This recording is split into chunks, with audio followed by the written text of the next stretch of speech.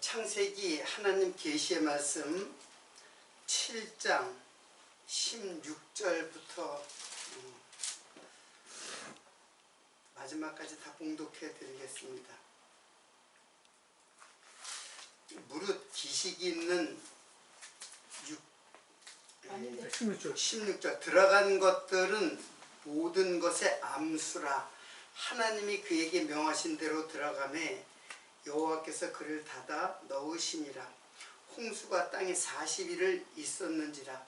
물이 많아져 방주가 땅에 떠올랐고 물이 더 많아져 땅에 창일함에 방주가 물 위에 떠다녔으며 물이 땅에 더욱 창일함에 천하의 높은 산이 다 덮였더라. 물이 불어서 15규빗이 오름에 산들이 덮인지라. 땅 위에 움직이는 생물이 다 죽었으니 곧 새와 육축과 들짐승과 땅에 기는 모든 것과 모든 사람이라. 육지에 있어 호로 생물의 기식을 호흡하는 것은 다 죽었더라. 지면의 모든 생물을 쓸어버리시니 곧 사람과 짐승과 기는 것과 공중의 새까지라. 그들은 땅에서 쓸어버림을 당했을 때 홀로 노아와 그와 함께 방주에 있던 자만 남았더라. 물이 150일을 땅에 창일하였더라. 오늘 7장 마지막 절까지 다 봉독해 드렸는데요. 오늘의 말씀은 그 방주문을 닫아 넣으시니라라는 부분을 마지막에 이제 못했는데, 이것도 굉장히 많은 부분을 차지하고, 그리고 이제 방주가 땅에서 이제 떠오르는 사건을 중심으로 오늘 말씀을 살펴보도록 하겠습니다. 방주문은 결국 하나님 나라의 천국문이죠. 하나님 나라 천국문. 그래서 천국으로 성도를 초대하시는 하나님의 구속 섭리가 이제 기록된 거죠. 그러니까 방주는 물론 노아가 지었지만은 사실은 하나님의 명대로 노아가 다 어떻게 따랐어요? 준행했다랬죠. 준행했다는 이 말이, 이게 이제 아사, 히브리 말로 이제 아사거든요. 근데 이 아사라는 말은 이게 어디에 나오냐면은 하나님이 사람을 창조하시되 남자와 여자로 창조하시되, 그런 말이 나와요. 그때 창조하다, 남자와 여자로 창조했다라는 이 창조가 바로 아사예요. 자, 그러면은 이거 뭐 그때 이제 설명을 했지만은 창조 용어예요. 근데 이거는 노아가 준행한 거잖아요. 근데 노아가 준행한 것이 바로 하나님의 창조 용어일 뿐 아니라 이거는 구속의 의미가 담겨 있는 창조예요. 창조라는 거는 사실은 구속의 의미가 진짜 의미예요. 창조는 그냥 단순히 만들었다라는 뜻이 아니라 구속을 의미하는 창조예요. 그것이 노아가 하나님의 명들에 준행하였더라라는 말이 2번이나 나오죠.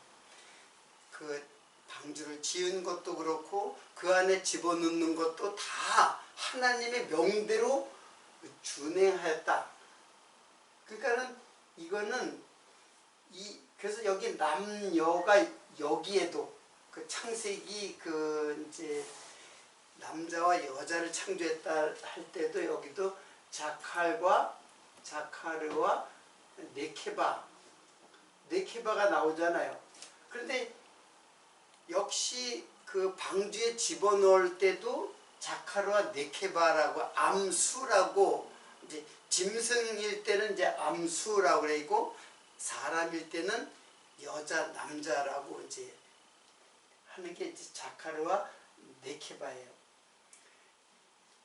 이거는 이제 창세기 그 1장 거기 나오는 때 이것은 제가 다 설명을 했어요. 이거는 예수 그리스도와 교회에 대한 하나님의 구속 섭리, 그리스도 안에서 성도가 구속받는 그 혼인잔치와 같은, 이게 나중에 이제 혼인잔치로 나타난 거죠. 결국 방주문에 들어가는 거는 혼인잔치에 초대되는 거예요.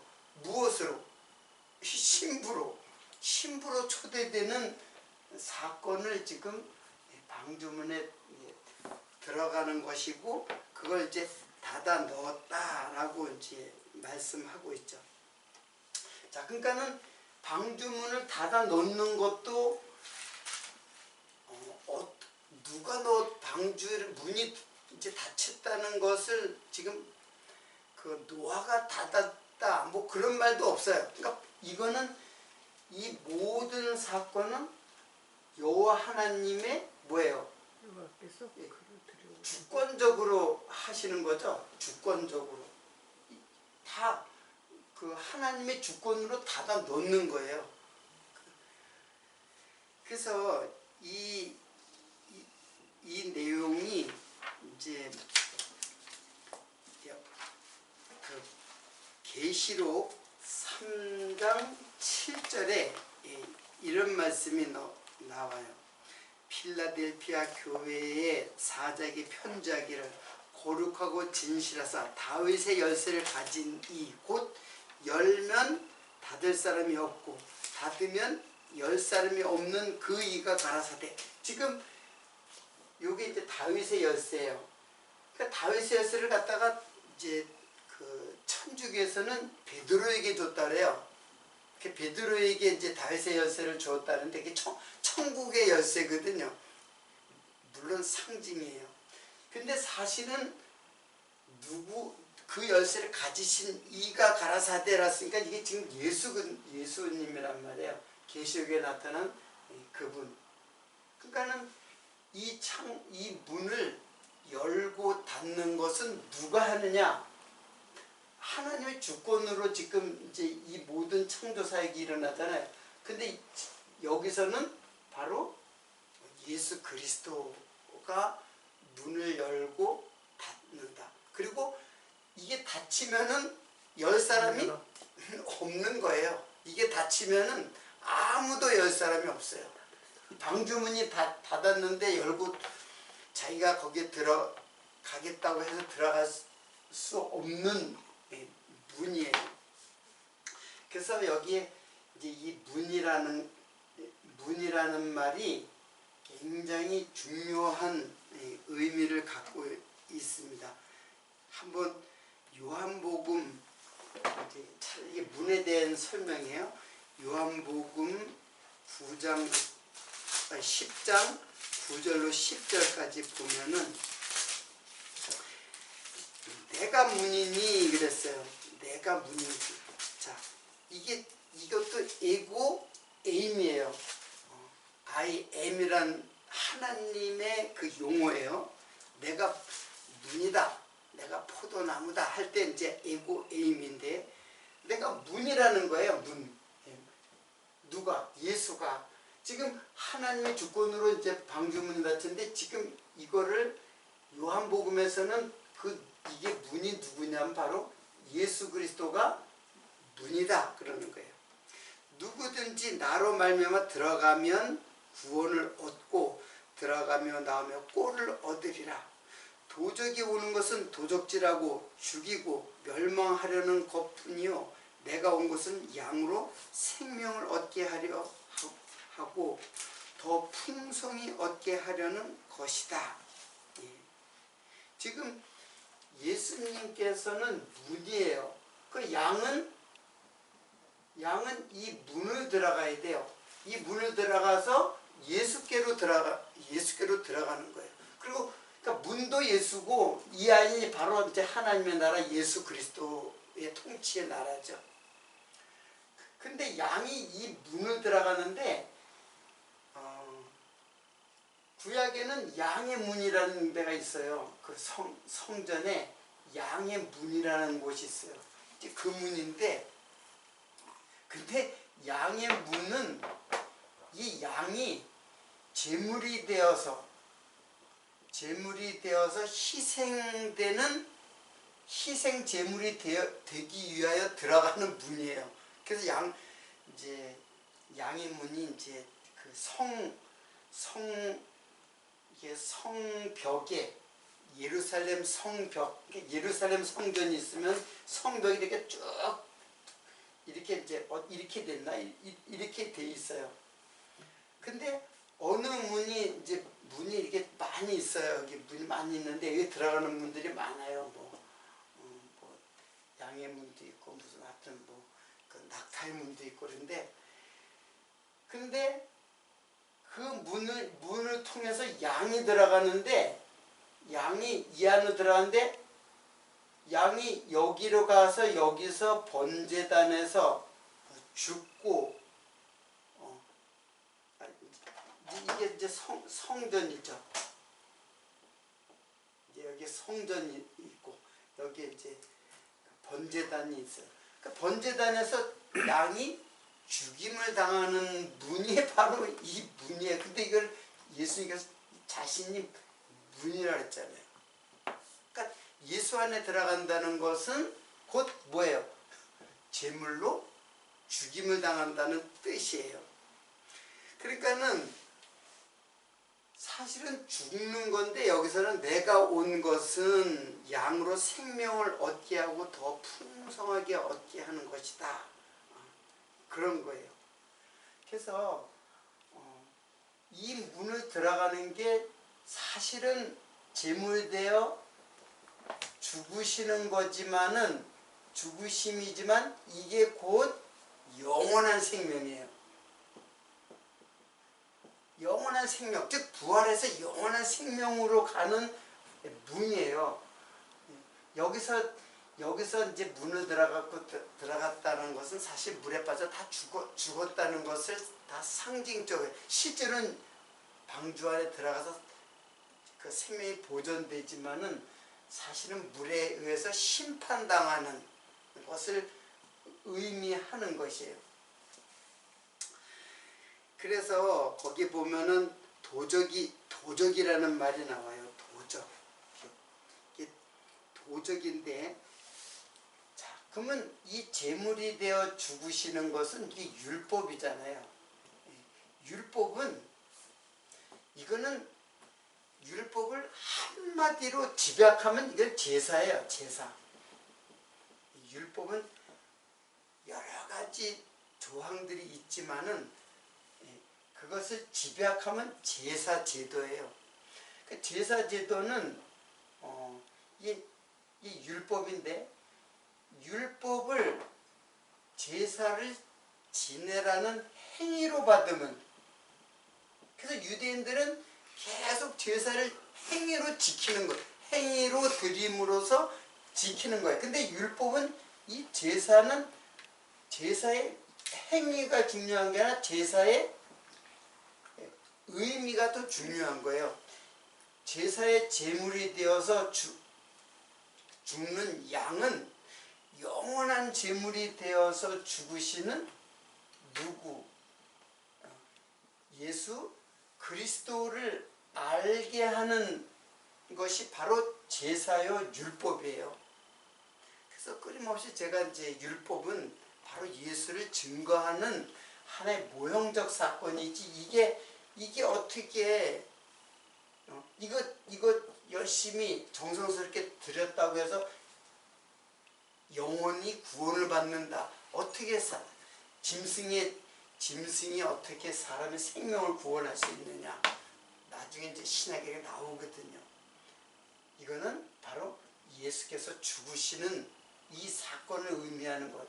근데 도적은 뭐냐면은 양의 문을 넘어가는 자예요. 양의 문을 갖다가 그걸 들어가지 않고 양을 양의 문을 갖다가 넘는 자라 그랬어요.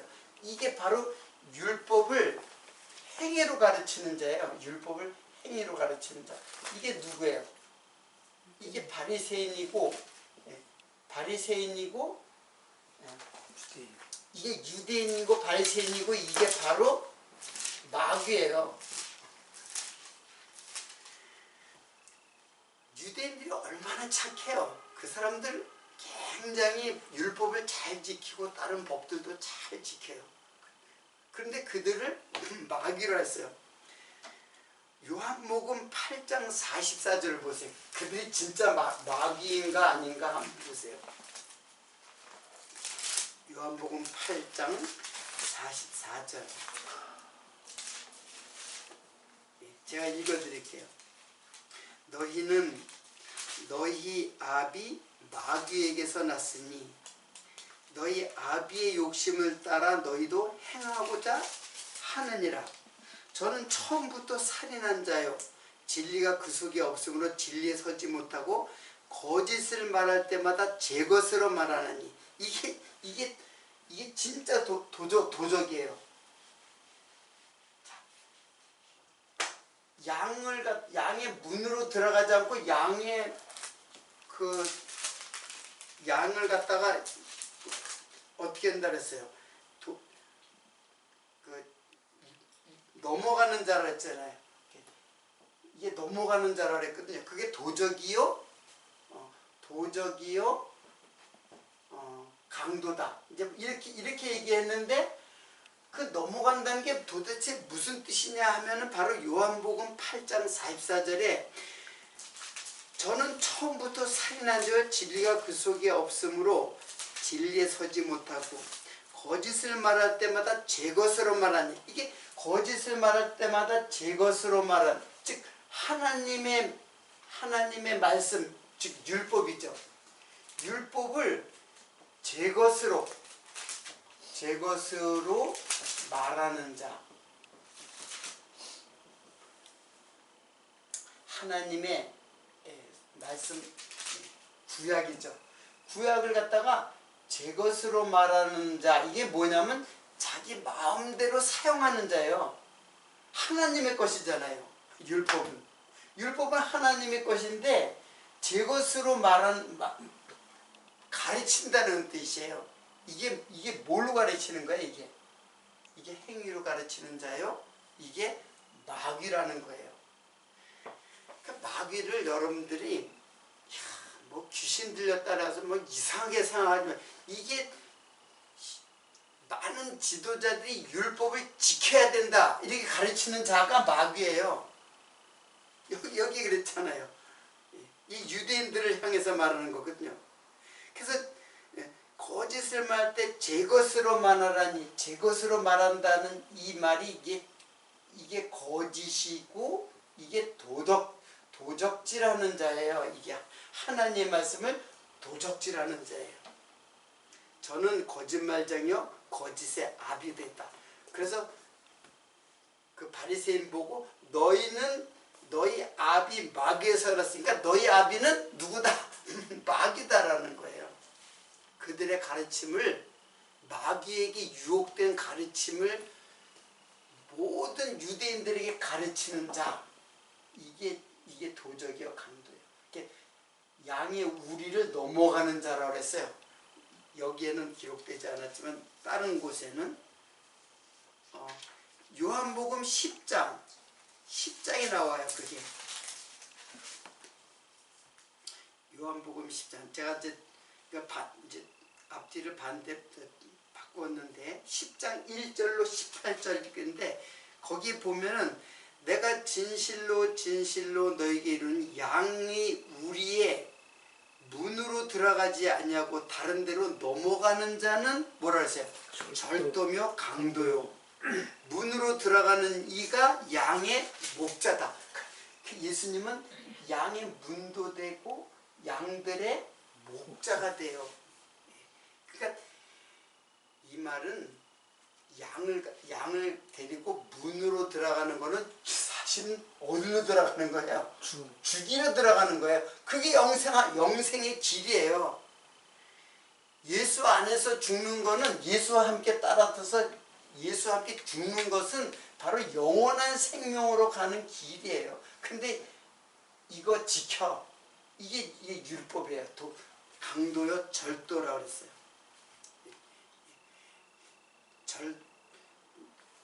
그리고 거기에 보면은 문지기는 그를 위하여 문을 열고 양을 그의 음성을 듣나니 그가 자기 양의 이름을 각각 불러 인도하여 내느니라.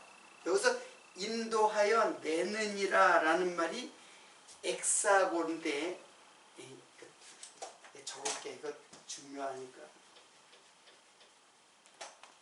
자, 인도하여 내느니라. 그러니까 인도해 가신다 그런 뜻이잖아요. 근데 여기서 이 말이 이제 엑사고예요. 엑사고. 근데 엑사고가 뭐냐면 이끌어내다.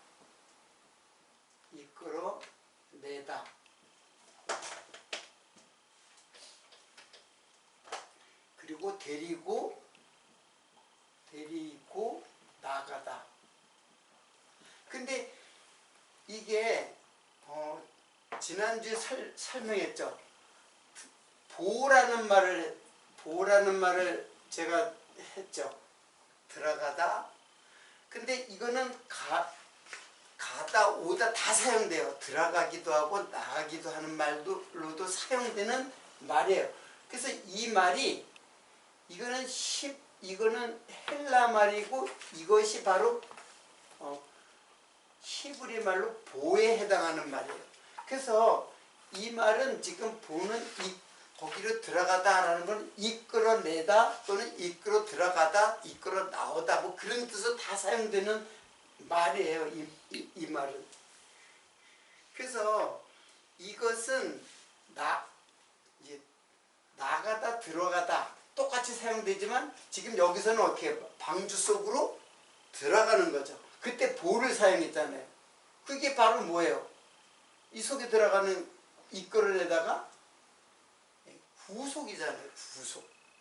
그러니까 세상으로 보면 거기서 이끌어낸 것이고 세상 이제 방주 바깥에서 이끌어내 가지고 방주 속으로 넣으시는 것이 그게 구속이에요. 그래서 지금 요한복음 10장 이 말은 지금 이 방주의 사건을 그대로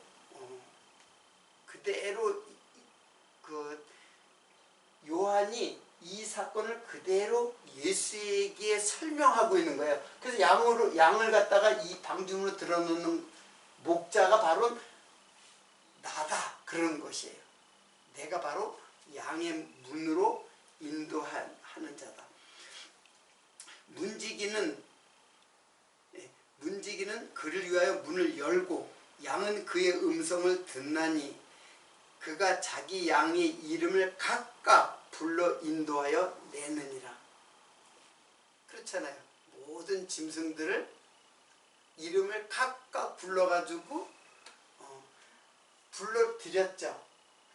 그러니까 물론 이제 노아 시대 때는 짐승들이 그냥 노아 앞으로 다 이제 모였어요.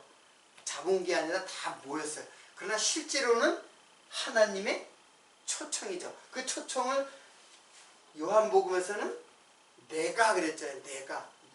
내가 너희를 인도하여 냈다. 그러니까 여기에 하나님이 바로 누구예요? 예수 그리스도예요. 자, 그러니까는 방주의 사건은 곳곳에서 그 신약의 곳곳에서 예수의 인도하심으로 표현하고 있어요. 양의 문이다. 내가 너희를 인도하여 냈다. 그리고 이제 꼴도 이제 그 양식도 다 이제 내가 그 양의 문을 드나들 때마다 꼴을 먹는다 그런 말 했죠. 가장 정확한 거는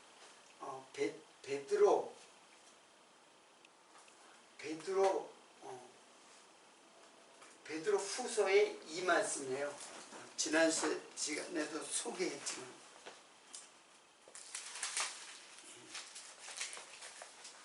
옛 세상을 용서치 아니하시고 오직 의를 전파하는 노아와 그 7 식구를 보존하시고 경건치 아니한 자들의 세상에 홍수를 내리셨으니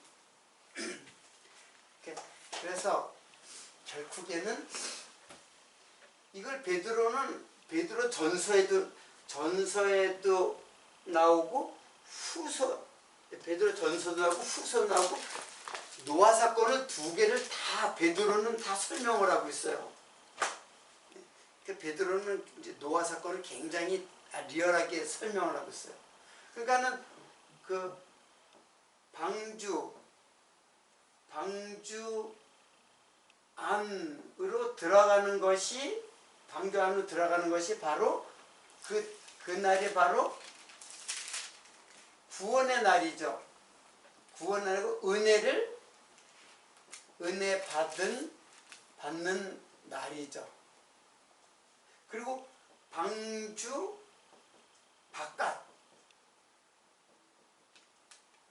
바깥은 바로 뭐예요?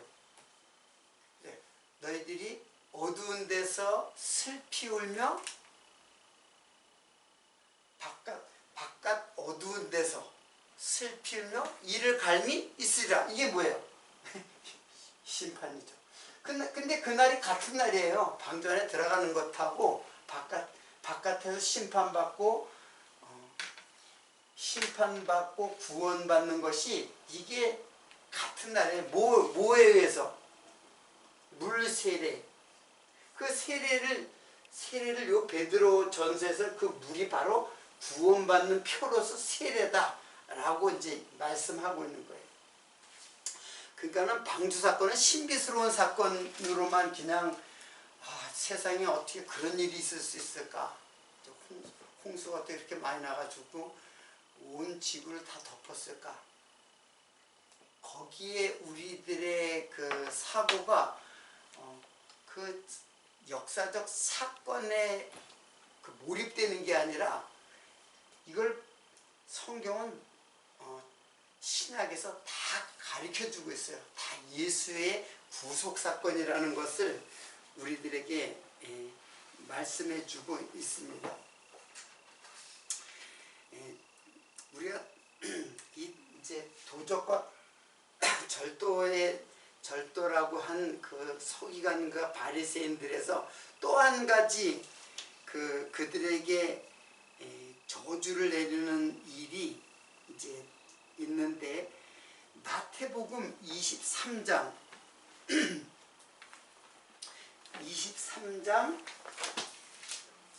마태복음 여기 어딨지? 이거 안 적었나? 여기 23장 13절로 15절을 한번 보세요. 화 있을진저 외식하는 서기관들과 바리새인들이여 너희는 천국문을 사람들 앞에서 닫고 너희도 들어가지 않고 들어가려 하는 자도 들어가지 못하게 하는다. 맞잖아요. 천국문을 그들이 닫는 건 아니지만 천국문에 못 들어가게 한다는 거야. 다른 사람들을 어떻게 하나님의 말씀을 제 것으로 막 가르쳐가지고 행위로 가르친단 말이에요. 율법을 행위로 가르쳐가지고 천국문에 못 들어가게 하고 자기도 못 들어가고 들어가게 하는 자도 못 들어가게 하는도다. 화 있을진저 외식하는 서기관들과 바리새인들이여 너희는 교인 하나를 얻기 위하여 바다와 육지를 두루 다니며 생기면 너희보다 배나 더 지옥 자식이 되게 하는도다. 그들에게 여러분 이 말씀을 잘 보세요. 바리새인들과 서기관들 이 사람들은 우리가 생각할 때 아주 성경을 보면 나쁜 사람이라고 이제 생각하잖아요. 근데 지금의 많은 종교 지도자들, 그 사람이 바로 이 사람들이에요. 그들이 율법을 지켜. 율법 지켜야 돼. 하나님 말씀 지켜야 돼. 그래서 안식일 지키라 그랬고, 그리고 11조 지키라 그랬고, 주일 성수 하라 그랬고, 구약의 율법을 그대로 가르치잖아요. 그러면 서기관들과 바리새인들은 그때만 있었던 게 아니에요. 지금의 많은 종교 지도자들이 바로 바리새인들과 서기관들이에요. 그럼 마귀네. 정확하죠. 마귀라는 얘기예요, 이들이. 마귀니까는 그냥 우리가 생각할 때 아주 무슨 막 뿌리 달리고 막 귀신처럼 그게 아니에요. 아주 선한 사람들이에요. 경건한 사람들이에요. 성경 말씀을 가리키는 사람들이에요, 이 사람들이. 근데 어떻게 가르쳐요? 지것으로 가르쳐, 지것으로. 행위로 가르친다는 얘기예요. 그 사람들이 뭘 했어요? 화 있을진저 서기관들과 바리새인들이요. 너희는 교인 하나를 얻기 위하여 바다와 육지를 두루다니며 생기면 너희보다 배나 더 지옥 자식이 되게 합니다. 자기도 못 들어가고 들어가고자 하는 사람도 못 들어가게 하는. 그래서 바다와 육지를 두루다니며 모든 이방 종교들, 사실은 제가 가장 그리스도의 대적자로 보는 거는 바로 유대인들, 율법주의자들, 유대인들이에요. 그리고 그 외에 많은 그 이단 종파들 있죠. 이단 마지막 종말론자라든가 구원파라든가 여호와의 증인이라든가 지금 강력한 그 신천지라든가 다 여기에 속하는 거예요. 다 행위를 가리키는, 결국 그들도 다 많은 돈 갖다 돈 바치라고 하는 거예요. 그거 다 하늘에 복이 있으니까는 바치라고 하는 거예요. 다 똑같은 놈들이라고 해야 되지. 행위를 가리키는 자. 다 이단 종파도 행위를 가리켜요.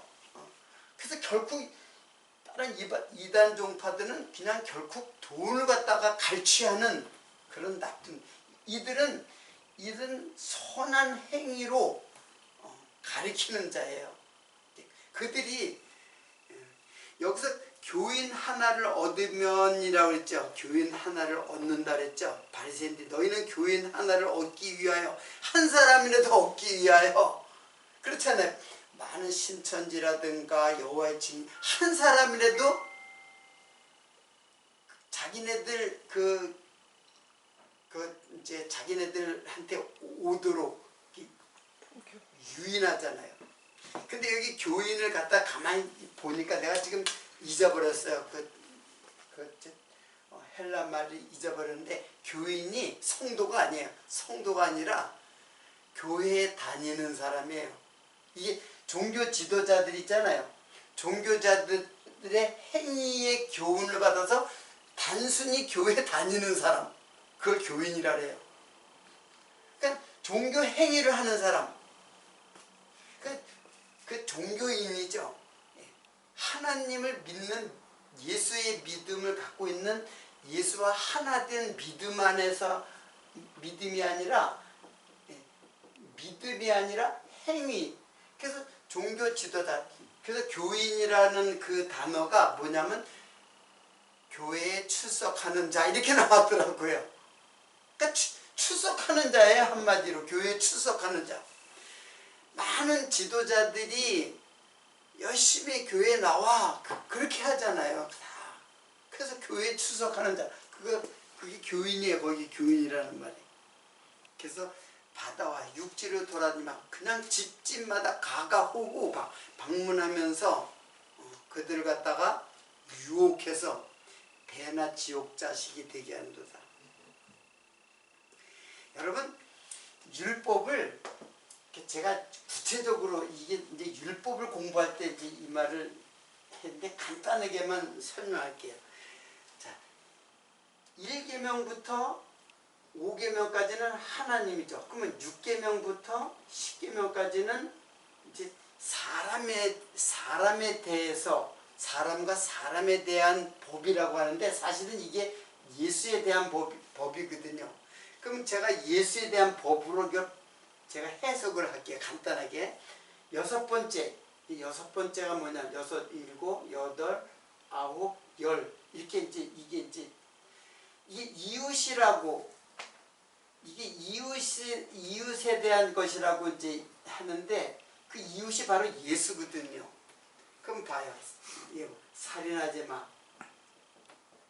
살인하지 마. 그리고 간음하지 마. 그리고 도적질하지 마. 그리고 거짓 증거하지 마. 그리고 이웃의 것을 탐내지 마. 이렇게 있단 말이야. 그러면 살인하지 마가 사실은 이게 이제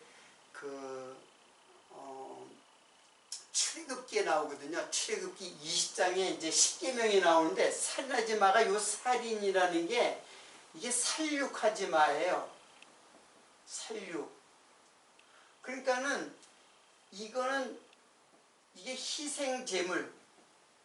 희생제물을 갖다가 말할 때 살육하지 마. 이제 그런 뜻이에요. 그러니까는 이 말은 뭐냐면 율법의 이제 희생제물을 갖다 살육하는 것을 말하는 거예요. 그러니까는 이거는 뭐예요? 예수 죽이지 마. 이렇게 해석이 가능해지는 거예요. 이걸 그냥 이대로 보고 야 사람 죽이지 마 그렇게 한단 말이에요. 간음하지 마. 다른 여자 간음하지 마. 그러면 이거는 뭐예요? 이 간음은 계속 말하듯이 우상숭배예요. 우상숭배. 예수를 신랑으로 믿어야 되는데 자꾸 돈을 따라. 돈, 명예, 권력 이게 다른 남편들이에요. 신랑 대신 예수를 따라야 되는데, 그러니까 간음하지만은 육체적 간음이 아니야. 이거는 내 마음속에 다른 것들을 더 마음을 따르는 거야. 내 마음이 그쪽으로 따르는 거야. 뭐? 돈에, 권력에, 인기, 명예. 그런데 그게 간음하지 마요. 그러니까 예수를 버리고 그거 하지 마. 그런 거 따르지 마. 이게 이제 간음하지 마예요. 도둑질하지 마. 정확하지. 아까 하나님의 말씀을 갖다가, 즉 율법으로 오신 예수를 갖다가 너희들이 어떻게 해요? 도적질을, 예수의 말씀을 도적질해가지고 자기 마음대로 다르게 사용하는 거예요. 그게 도둑질하지 않는, 다 누구예요? 예수님의 말씀을 갖다가, 말씀을 도둑질해가지고 지 마음대로 사용하는 거예요. 그래서 다른 사람을 가리키는 거예요. 이게 도둑질하지 마라는 말의 뜻이에요. 구약에. 근데 이스라엘 백성들은 어떻게 해요? 살인 안 하면 되고 간음 안 하면 되고 도둑질 안 하면 되는 줄 알아요. 뭐 그들이 살인도 하고 간음도 하고 도둑질도 해요. 그런데 실제로는 다 예수에 대해서 지금 증거하는 말들이에요. 이게 더 정확하게는 이 구계명은 그렇잖아요. 거짓 증거하지 마. 예수를 율법으로다가 예수 증거해야 되는데 거짓 증거하지 마. 행위로 가리키지 마. 이 거짓 증거예요. 이웃의 것을 탐내지 마. 이웃이 내가 계속 누구라 했어요? 예수 그리스도라고 했잖아요. 우리 이웃으로 오신 예수. 그거 탐내지 마. 그 아내나 그 낙이나 짐승이나 그 남종이나 여종이나 이웃의 것을 탐내지 마. 그 뭐예요? 예수, 그것으로 오신 예수 그리스도 안에서 있는 모두 탐내지 마.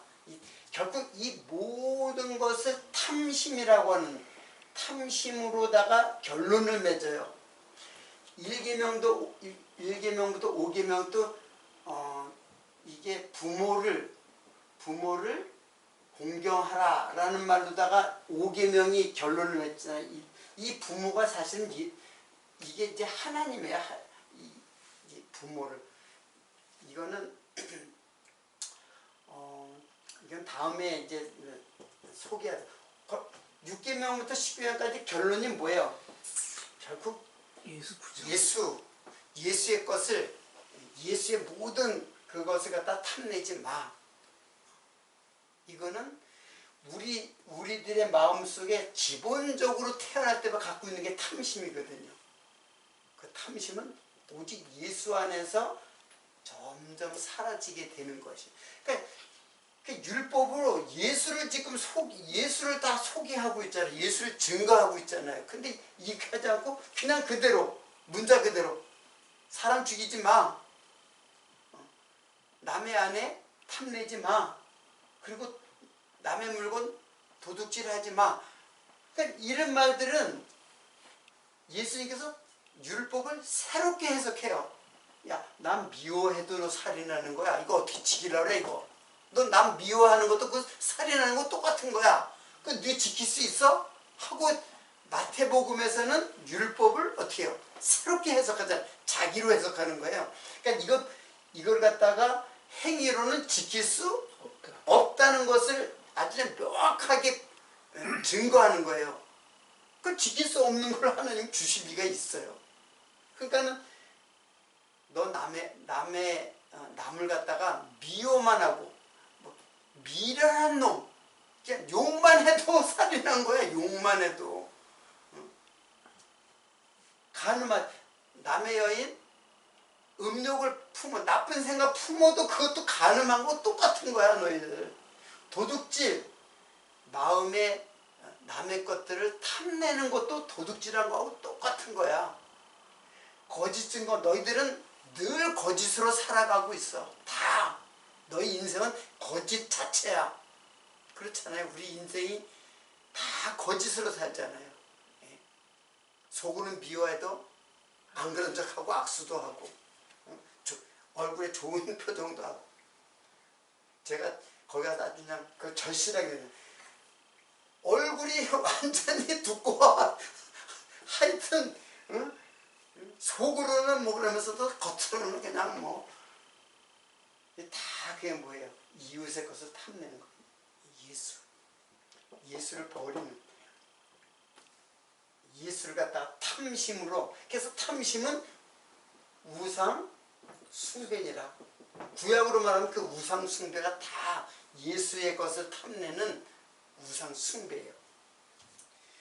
자, 율법을 새롭게 해석하잖아요. 지금 이건 제가 해석하는 게 아니에요. 이거는 이미 예수님이 그렇게 지금 그 마태복음 공생애를 시작하면서 율법을 새롭게 해석해 주고 있어요. 이게 산상수훈에 나와요. 산상수훈에. 그러면 이런 것은 지금 예수님은 너희들가 못 지켜 그걸 말하는 거지. 야, 최대한 지킬 수 있도록 노력해봐. 그런 뜻이 아니에요. 근데 그렇게 가르치잖아요. 최대한 이것을 지키려고 노력을 해야 된다. 노력하긴 무슨 노력을 해야 이게 지킬 수 있는 건가? 지킬 수 없는 거예요. 그러니까 지킬 수 없다는 것은 뭘 말해요? 하나님이 무슨 뭐 정신 이상자인가요? 지킬 수 없는 것 같다. 우리 보고 주고 이거 지켜 안 지키면 너 죽어 심판이야. 그렇게 할 리가 없잖아요. 너무나 분명하잖아요. 이거 지금 이것을 다 제 것으로 가리키는 자들이 누구예요? 지금 종교 지도자들이란 말이에요. 많은 종교 지도자들. 큰 교회가 다 지도자들이 다 이렇게 가르치잖아요. 예수로 증거해야 되는데 제 것으로 가르치는 거예요. 배나 지옥 자식이 되게 하는. 그래서 너희 아비는 마귀다. 바리새인들 보고 얘기한 말이에요. 바리새인들은 그때 바리새인들은 지금의 종교 지도자들을 알게 하는 모형적 인물들이에요. 그들이 지금 우리는 유대인들을 자꾸 흉보는 게 아니라 그들이 바로 이런 사람들이 유대인이다라는 걸 알려주기 위해서 설명형 도구로 유대인들을 갖다가 사용하는 거예요. 지금도 많은 유대인들 바리새인들 있잖아요. 그들의 바리새인들의 지도를 받는 많은 교회 다니는 사람들.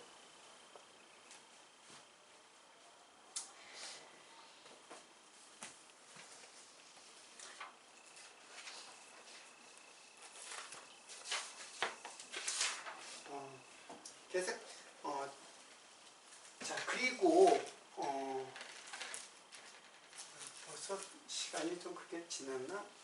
그리고 이제 방주가 이제 떠오르다 그랬잖아요. 예, 그게 이제 물이 자꾸 많아져서 방주가 떠올랐다. 이제 그런 말이 나오는데, 이 홍수라는 그 말은 맞불이라고 그랬잖아요. 맞불. 맞불이거든요. 홍수. 근데 이 홍수는, 맞불이라는 말은 이거는 지구상에 단 한 번 있었던 거예요. 노아 시대 때에 전체를 덮는 그 홍수를 말해요. 그래서 이거는 야발이라는 데서 이제 온 말인데, 야발은 무슨 뜻이냐면 풍부하게 흐르다, 그런 뜻이에요. 그리고 맹렬히 흐르다. 그러니까 홍수가 날 때 물이 흘러요. 예. 근데 흐르는 게 굉장히 빠른 속도로 흘러요. 자, 그러면 물이 빠른 속도로 흐르면은, 자, 지구가 이렇게 있어요. 그러면 지구에 산들이 이렇게 있잖아요. 산들이 이렇게 뭐 당구공처럼 편편한 게 아니라 높은 산 이렇게 저거 있잖아요. 근데 거기 보면은 몇 큐빅 물이 불어서 20절에 15큐빅이라 했죠. 15큐빅 곱하기 15큐빅 하면 이거는 한 50cm라 그러면은 이게 한 30m인가? 메다를 보면은 15큐빅 하면 50cm 곱하기 하면 5m. 아닌가? 7.5m? 7, 그 정도 되죠? 7m 정도 돼요. 규빗이 45cm라 그랬죠. 40cm, 대략 50cm라고 지금 해서 곱하면 몇 m예요? 7.5m? 7.5m. 그러면 생각해보세요. 7.5m 높아졌다고 해가지고 뭐 8m라 그래. 그 높은 산들이 다 덮어지나? 그렇진 않죠. 그냥 우리가 상식적으로.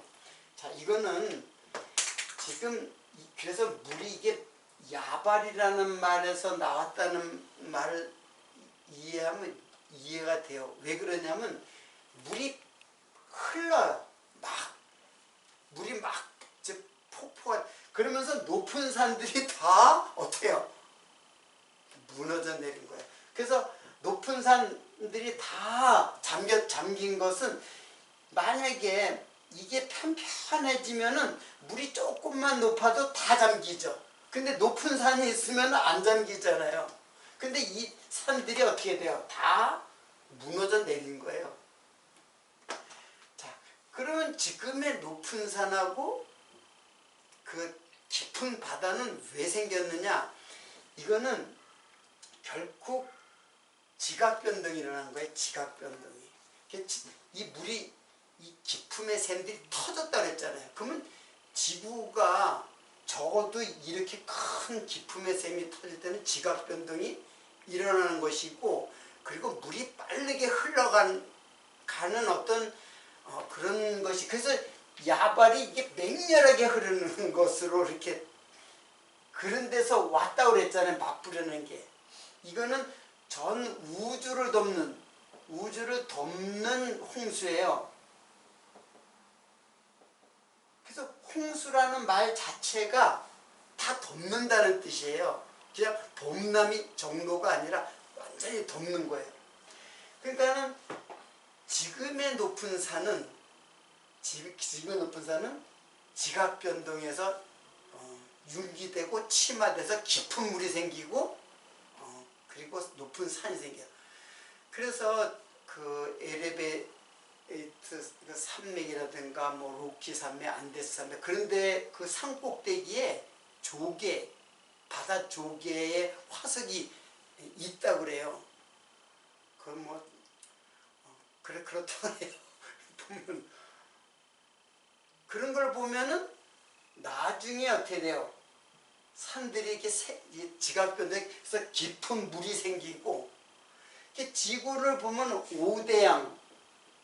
오대양이잖아요. 6대주는 이제 땅이고. 근데 이 오대양이 지구의 물이잖아요. 예. 태평양, 뭐 대서양, 태평양, 대서양, 인도양이고 북극 대양, 남극 대양 이렇게 다 5대양이거든요. 근데 지구를 보면은 지구가 거의 다 물이에요. 그리고 6대주, 그러니까 그 육지는 그냥 섬이에요, 섬. 아프리카 같은 큰 데 사실은 섬 같은 거예요. 다 바다이고 섬이에요. 그러면 육지와 바다의 비율이 몇 대 몇이냐면 이게 70이 넘어요. 70대 3 정도 돼요. 70대 3. 그러니까 바다가 훨씬 많다는 거예요. 그리고 이제 사실은 또 물이 계속 흐르는 것은 또 이제 달의 인력 때문에 밀물과 썰물이라는 게 또 생기잖아요. 요거는 조금 이제 과학적인 해명인데 가장 뚜렷한 그 증거가 뭐냐면은 미국에 그랜드 캐년이 있어요. 그랜드 캐년. 캐년이라는 건 협곡이죠. 협곡. 그리고 그랜드는 큰 아주 거대한 협곡이 있어요. 이 그랜드 캐년을 시작부터 끝까지 가면 그 가운데 이제 콜로라도 강이 있어요. 자기도 가봤잖아요. 이제 가봤는데 어마어마한 협곡이 있어요.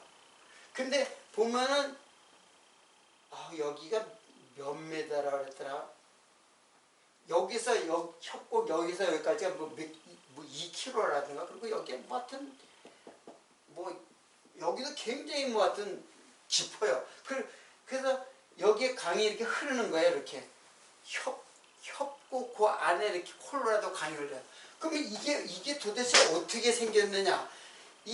이 협곡에 여기 단층들이 있죠. 단층을 이렇게 보면은 단층이 됐는데 이거를 이제 지구학자들은 이제 진화론에 의해서 보면 이거는 수천만 년, 수백만 년 뭐 이렇게 오랜 세월 동안에 퇴적된 층이다 이렇게 보아요.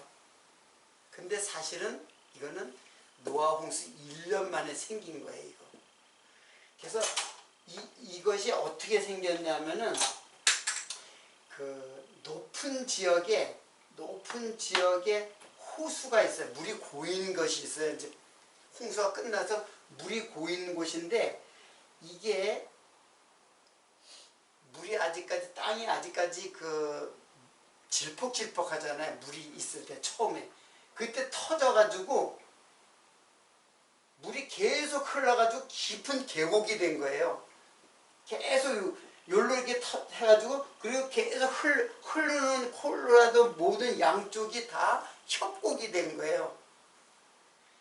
이렇게 설명하고 있어요. 지금 이거는 이제 제 친구가 이제 그 그랜드 캐년은 바로 노아 홍수의 가장 뚜렷한 증거다. 근데 과학자들은 이거는 수천만 년에 걸쳐 생긴 퇴적층이다 이렇게 설명을 해요.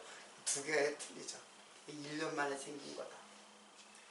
뭐 저는 뭐 당연히 이제 이게 노아 홍수 때 생긴 거죠. 노아 홍수 때. 그리고 전 세계는 다 거의 다 퇴적층이에요. 어디 이건 그랜드 캐니언은 뚜렷한 이런 현상이지만 사실 세계 곳곳에 보면 그런 데가 많아요. 그리고 그 이제 사막 같은 데 보면 이렇게 돌만 이렇게 남아있는, 돌만 남아있고 이게 사막이 된 데가 있어요. 이런 현상들이 많아요. 이거 다 노아의 홍수의 때 생겨진 흔적들이라고 이제 보는 거죠. 자, 이런 내용은 과학적으로 이제 설명한 거기 때문에 저도 뭐 그냥 한편으로 이제 보면서 뭐 동의도 되고 이제 그렇게 하지만 뭐 이게 중요한 게 아니라 하나님께서 노아의 홍수의 그 진실은 무엇인가, 진리의 말씀은 무엇인가, 이 문을 닫는다라든가 이런 말, 땅에서 떠오른다. 떠오른다가 그럼 요것만 설명을 할게요. 마태복음 이거 찾아보지 않고 제가 얘기할게요. 이거 예수님이 갈릴리 바다, 거기를 호수라고도 하고 바다라고도 하잖아요. 근데 그때는 바다를 사용해요. 바다라는 말을 사용해요. 바다 위로 어떻게 해요? 걸어서 올라오시죠. 그리고 땅에서 떠오르다. 자, 땅에서 떠오르다라는 말이 물리는 이제 물론 이제 파님이고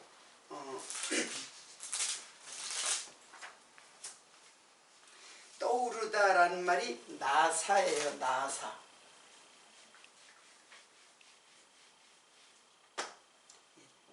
나사. 떠오르다. 나사인데 이게 신약으로 가면 예수님께서 십자가에 달리실 때 들리셨다라는 말이 있죠. 들리셨다. 이게 휩소라는 말인데 들어올리다. 근데 일어나다라는 뜻도 있어요. 이 나사의 뜻이 들어올리다라는 말이 있고 들어올리다. 그리고 일어나다라는 뜻이 있어요. 일어나다. 자, 들어올리다는 이거는 이제 헬라 말로는 휩쏘고 이거는 에게로예요. 자, 휩쏘는 십자가에서 들리다라는 뜻이거든요. 그러면 십자가에서 한 몇 메다 정도 들리다 그런 뜻이 아니라 이거는 높이 올라가다는 뜻이에요. 승천을 의미하는 말이에요. 그리고 에게로는 일어나다, 죽은 자를 일어나다 할 때 에게로를 사용해요. 그러니까 지금 떠오르다라는 말이 물에서 떠오르다라는 것이 결국에는 승천을 의미하고 그리고 더 나아가서는 부활을 의미하는 거예요. 방주에 들어가는 자들은 물에서 바다에서 떠오르는 거예요. 그걸 예수님께서는 바다 위로 걸어오시는 모습으로 그걸 재현하시는 거예요. 바다 위에 이런 걸 과학적으로 어떻게 설명해요? 예수님이 바다 위로 걸어오시는 거. 정확하게 이 말씀을 지금 실현하시는 분이에요. 방주에 떠오르시는 예수께서 파님이라는 말을 사용하잖아요. 표면. 이게 이제 땅에서 들리면, 십자가에 들리면 이라는 뜻이에요. 이러한 그 말씀들은 다 예수를 소개하고 예수를 증거하고 더 나아가서 예수께서 우리를 구원하시는 사건을 설명하는 말씀이지, 이걸 그냥 그런 말씀은 하나도 하지 않고 그냥 당시에 이제 이런 방주의 사건, 역사적 사건을 중심으로 해석해 나가요. 그럼 그게 우리에게 무슨 생명이 있어요? 예수를 소개하지 않으면. 그래서 계속해서 우리가 살펴가겠지만 창세기의 이 사건은 예수 그리스도께서 우리를 구원하시는 구속의 사건임을 다시 한번 확인하면서 오늘 말씀을 마치도록 하겠습니다. 다음 시간에 8장으로 넘어가도록 하겠습니다.